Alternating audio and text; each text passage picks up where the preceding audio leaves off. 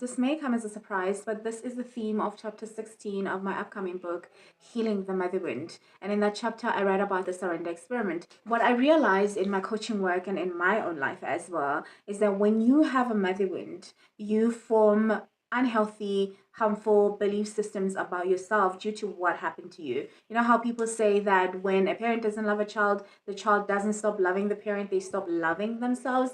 That is exactly what toxic shame is. Because you were abused, because you were neglected, because you were abandoned, you form belief systems about yourself that say, those things happen to me because I'm fundamentally flawed. And what happens is when you become an adult that still has toxic shame, is that you believe that you are not worthy of having certain experiences because you are so flawed. And this is what creates the never ending insidious cycle of wanting to perfect yourself, of wanting to work on yourself, and literally anything that people sell out there that is going to make you better, whether it's diet culture, whether it's law of attraction, whether it's whatever it is, it's so easy for you to fall into that trap and want to do that work so you can become someone that is worthy of joy, someone that is worthy of relationships, someone that is worthy of just life, right? Because you have that toxic shame. What I like about the work in the self-mothering care practice, where we decenter the mother and we do de-shaming work, is that it finally gives you permission to live. Like, it gives you permission to radically accept yourself where you are, and know that even as traumatized as you are, even as not knowing it all and not having it all figured out, you are worthy of life. You are worthy of these things that other people enjoy without overthinking them in the way that you overthink them. So you give yourself permission to now begin to live. When I tell you that I do the self-mothering course with people, it's 16 weeks long, but we do the coaching for only 12 weeks. And after the 12 weeks, the people that they become, like the things that they feel like now they can do, the way in which they move in their friendships, the way they move in their relationships, the way they move in motherhood, it's of someone that is now believes that they are worthy. It's of someone that now believes that they are also worthy of participating in life and getting to have the experiences that other people get to have.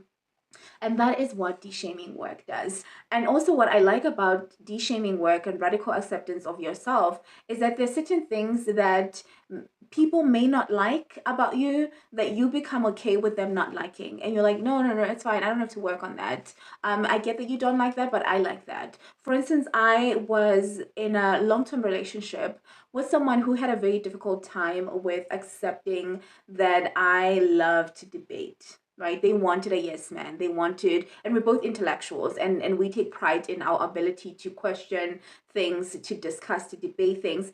But he felt like in our relationship, he needed me to revere him as the smart person, and therefore should not ever debate his opinions, should never ever question the things that he was bringing to me about just his knowledge about certain things and things happening in the world. He wanted his opinion to stand, and I'm not that type of person.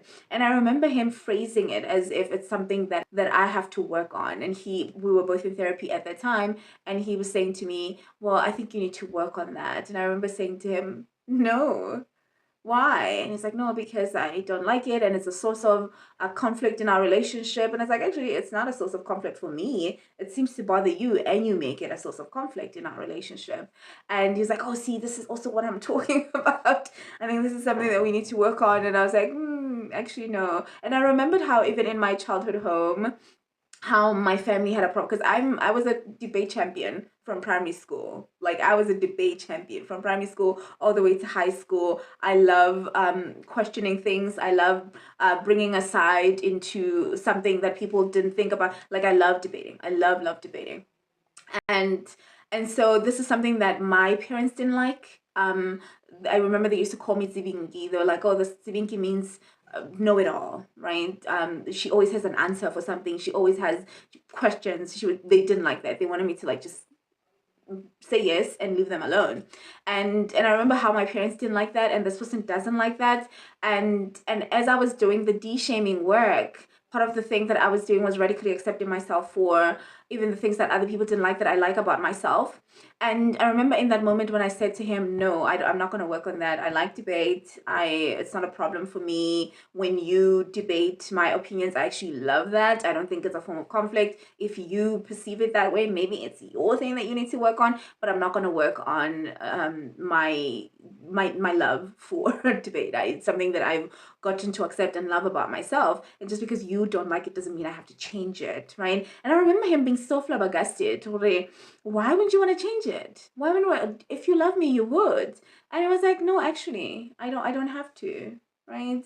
When people get an ache when people get an ache and they make it your problem and they're like, oh, I got an ache about this thing that you did and you need to stop doing it. And it's like even just thinking about the grand scheme of things, who does this even hurt? Like, this is such a small issue. This is like a teeny tiny quirk that shouldn't be such a big deal. You are making it a big deal and you're making it my problem. Like, you don't have to like it. You don't have to like all of me. And that's fine. And I think that is the power of de-shaming work. The fact that you can be so okay with not being liked and be so okay with people not accepting certain parts of yourself and just be like, hey, I'm not going to work on that. I accept that and I actually do like that.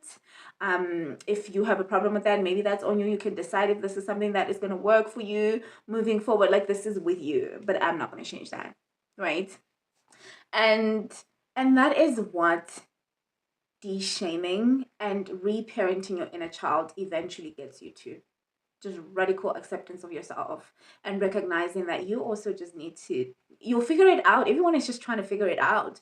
But when you have trauma, you are so concerned with how people perceive you and you want so bad to be accepted and to morph into different parts and morph into like things that people like, and it's just further and further alienating you from yourself and causing even more toxic shame, which is just going to make you unhappy, which is just going to make you unhappy. So if you're a mother wound survivor, you have experienced adverse childhood and you are trying to give yourself permission to live, you are looking for the answer that would give you permission to enjoy life, de-shaming work is that.